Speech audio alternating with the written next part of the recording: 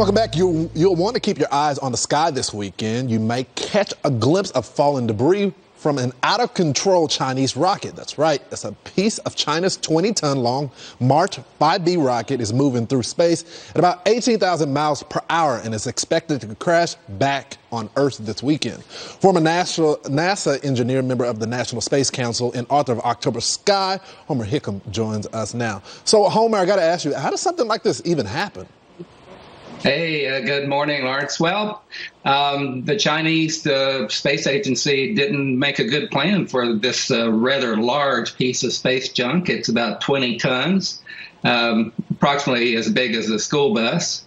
Normally these days, most national space agencies make a plan for that final stage. This was the final stage that kicked in the first module of the Chinese space station.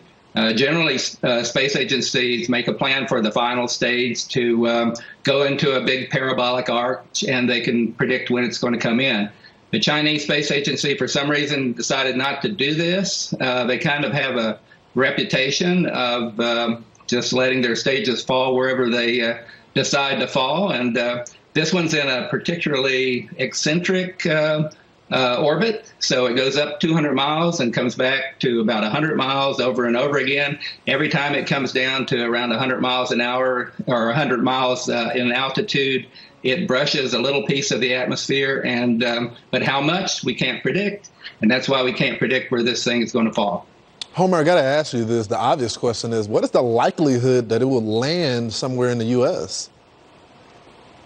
Well, it could. It passes over the United States, so we really don't know. I think the latest prediction I saw was perhaps Turkestan, but before that, they were talking about the Indian Ocean.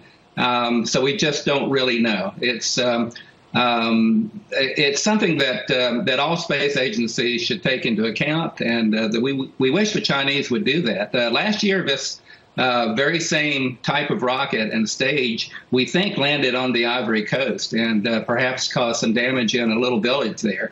So the Chinese space agency really needs to get their act together. Yeah, they seem to be very sloppy, and I hope the U.S. government starts to hold them accountable. This cannot just land here. Anyway, Homer, thank you so much for joining the program today. You bet, Lawrence.